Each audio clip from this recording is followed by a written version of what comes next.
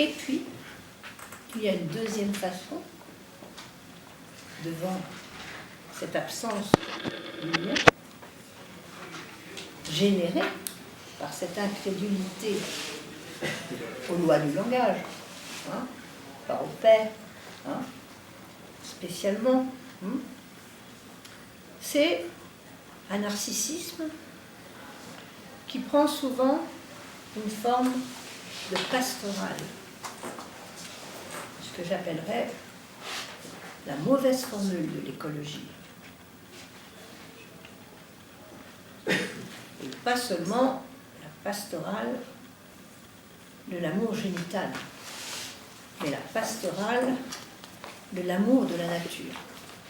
Loin de moi de souhaiter qu'on n'arrête pas tout ce qui détruit le système de la planète, évidemment.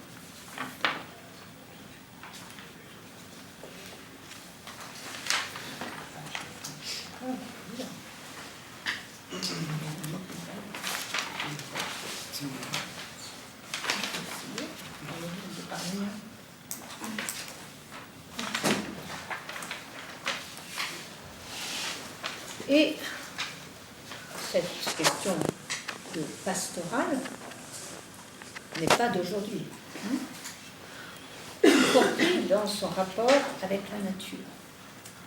Et c'est précisément un peu par là que Lacan commence dans son séminaire sur l'éthique, en revoyant, c'est vrai que je peux faire ici, mais tout l'historique philosophique, en passant par le romantisme anglais, et puis en passant par Kant, pour arriver à Sade, et au fond à cette pensée libertine qui, selon Lacan, n'a pas abouti, pas plus que Kant. Et je trouvais que quelqu'un qui vraiment me fait penser un petit peu à l'état actuel des crudivores, végétariens, fans du biologique, il y en a qui vont être fâchés, et autres mystiques variés, eh bien, c'est Whitman. Je vous avais déjà parlé de Whitman à propos du Gide. Le compère de Gide, Guéon,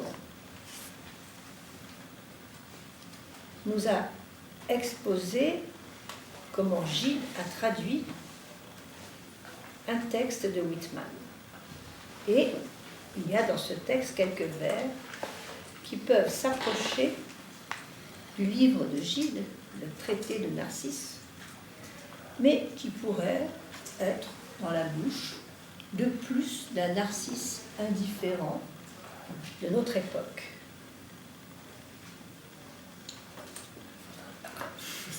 Ça va, Laurent ? Pas du tout. Là.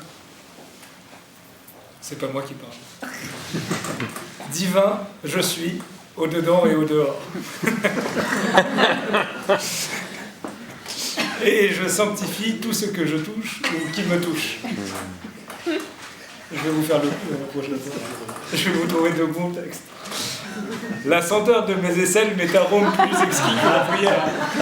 J'arrête. Je me fous, je dis, c'est rigolo. Je m'arrête aux aisselles, je crois. Cette tête m'est plus qu'église et Bible et credo. Si mon culte se tourne de préférence, vers quelque chose, ce sera vers la propre expansion de mon corps ou vers quelque partie de lui que ce soit.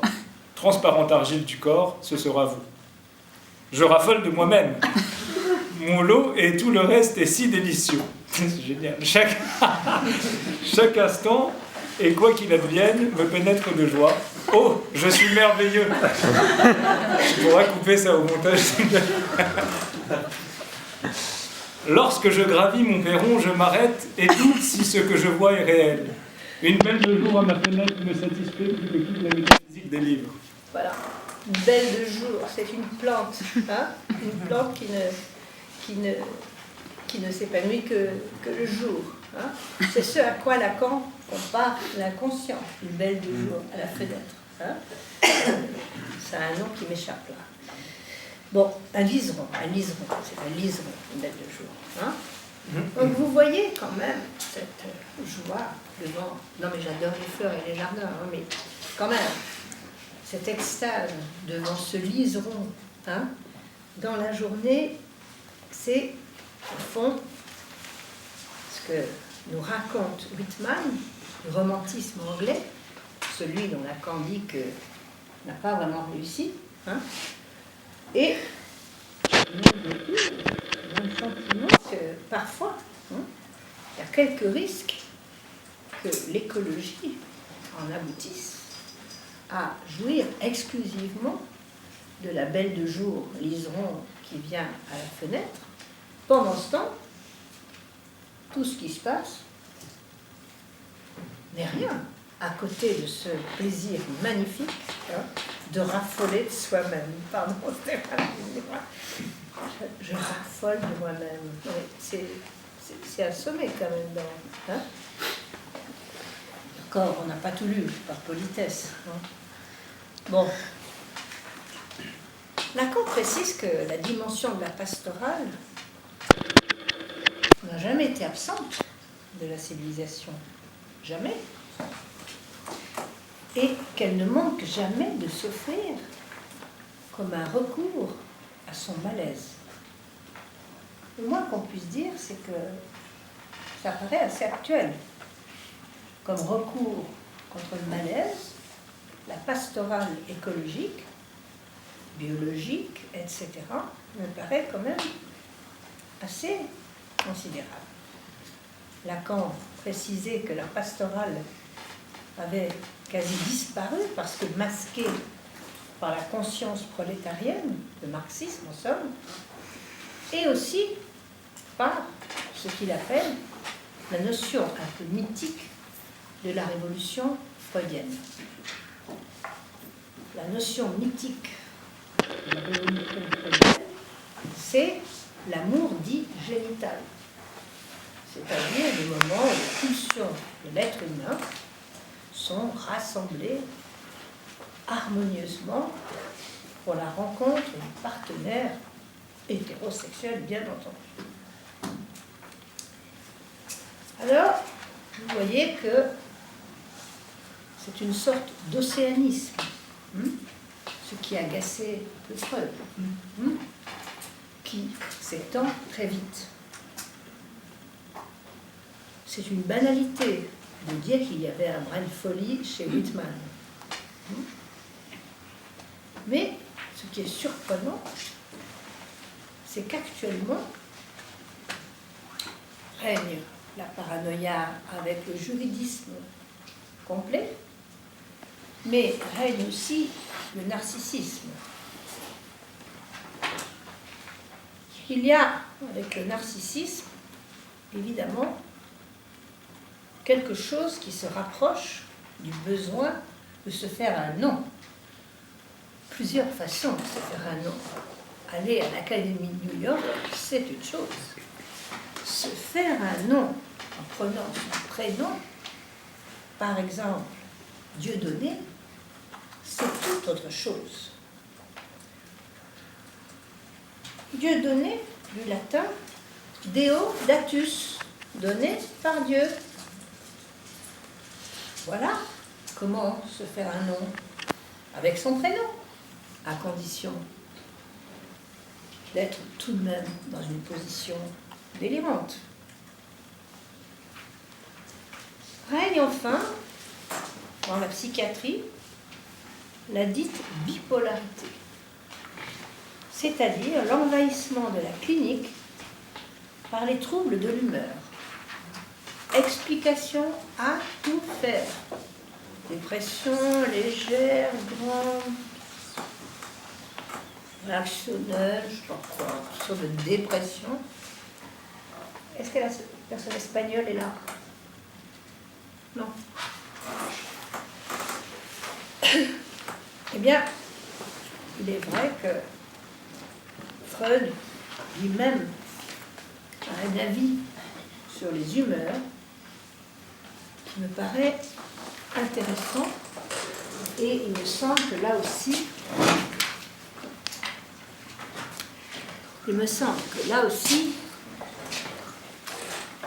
on peut dire que Lacan se sert de Freud, même s'il s'en passe parfois, à propos de ce qui en allemand s'appelle die Stimmungen, les humeurs. Freud, au cours de sa dite auto-analyse, écrit dans une courte lettre, la lettre 73, pardon. Mon analyse se poursuit, elle est mon intérêt principal, le plus haut en allemand, mein Hauptinteresse. Tout reste encore obscur, et même les problèmes dont il s'agit. Mais il y a un sentiment de confortable. C'est, dit-il, comme si l'on n'avait qu'à puiser dans une chambre à provisions pour en tirer ce dont on a besoin. Le désagréable, ce sont die Stimmungen, les humeurs, au sens le plus général que nous pouvons donner à ce mot, qui a sa résonance spéciale en allemand, très utilisée par exemple à propos de la mélancolie, très utilisée par Binswanger. Voilà. C'est pas les affects, justement, mais c'est les humeurs. C'est la timide. Et Freud dit, ces Stimmungen qui, de leur nature, couvrent quoi? Dit Wirklichkeit, on traduit par la réalité.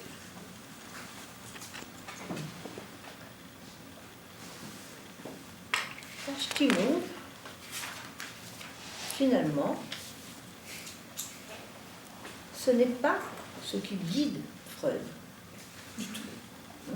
Il le dit. Le plus désagréable, ce sont les humeurs. Ce n'est pas ce qui guide. L'expérience de Freud, finalement, c'est ça l'originalité de son départ.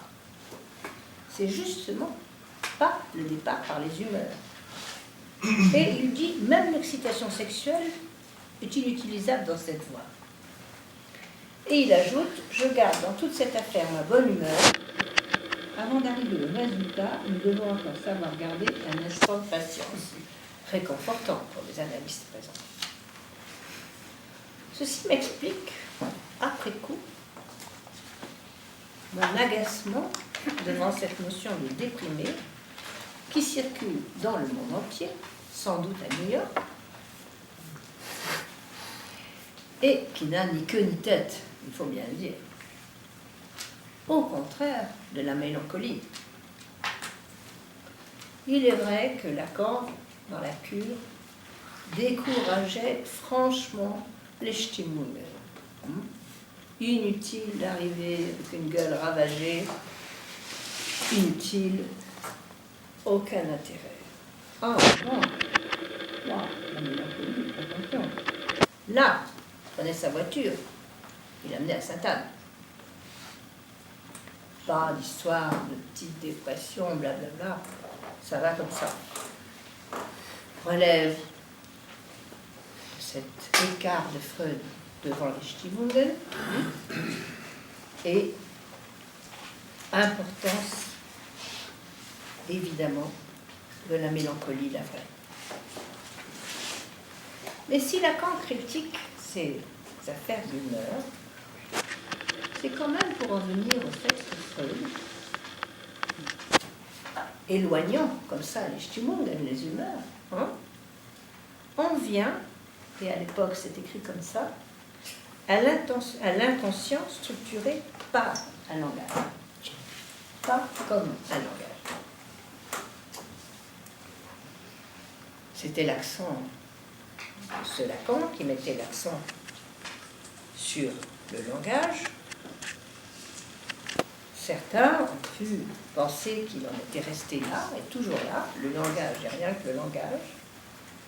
C'est évidemment pas le cas. C'était un premier temps, à l'intérieur duquel, d'ailleurs, on voyait bien surgir pas que du langage. Mais bien évidemment,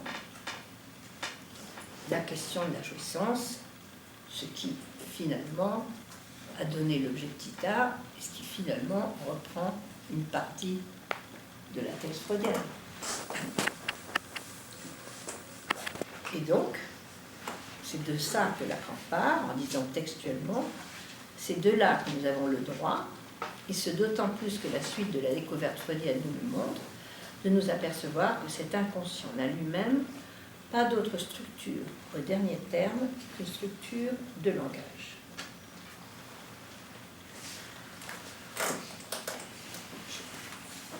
Ah mais non, c'est pas pour aujourd'hui. Pardon. Excusez-moi, j'ai cru que c'était une urgence, mais... Non, excusez-moi.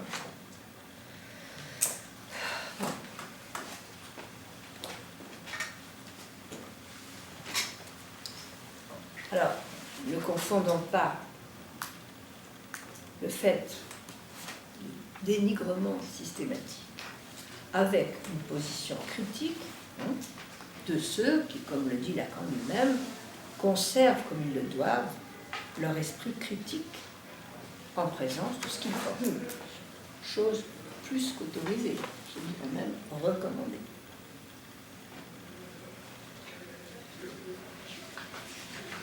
Alors, on peut se demander si dans tous les cas, la fameuse suppléance lacanienne, mot suppléance qu'on voit dès les premiers séminaires, avant son aboutissement, certes est un bienfait pour la psychose, un bienfait, c'est le cas de le dire, mais c'est parfois terrible. Ça peut donner des choses bien difficiles, bien graves, pas spécialement de génie.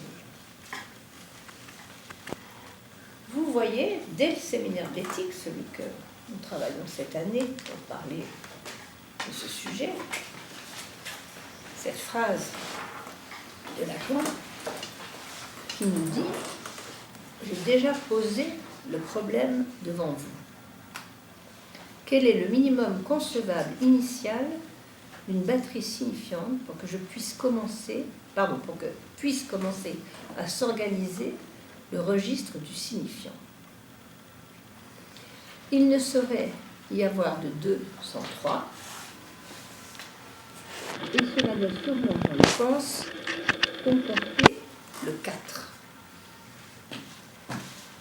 C'est pour qu'autant qu'un thème peut être refusé, qui tient la base du système des mots, donc les lois du langage, non pas le père, que nous verrons se développer toute la psychologie du psychotique, quelque chose manque, vers quoi tend désespérément son véritable effort de suppléance, et le mot qui suit, c'est de significantisation, pas forcément de suppléance paternelle.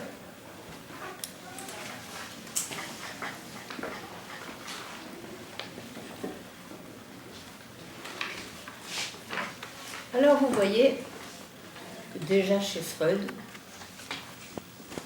on ne peut pas dire qu'il n'y a pas le mot éthique, que Lacan l'a totalement inventé. Néanmoins, c'est vrai que Lacan aussi, heureusement, avait son sens de l'humour, et que dans le compte-rendu sur l'acte analytique, il a pu écrire quelque chose que Colette Soler nous a rappelé, je crois que c'était lundi dernier, lundi 4 février à Saint-Anne, au séminaire de l'Institut hospitalier de psychanalyse, celui que je dirige actuellement, en plein, comme chef de service, avec Philippe Fouché. Eh bien, la chance de dire dans l'éthique qui s'inaugure de l'acte psychanalytique, moins étiquette qu'on nous pardonne, il n'en fut jamais entendu à ce qu'on soit partie de l'acte, la logique commande, c'est sûr, puisqu'on y retrouve ces paradoxes. Où nous retrouvons les paradoxes. En somme, Lacan reprend ce terme d'éthique, après Freud quand même, et pas celui de morale. Moraline, disait Nietzsche,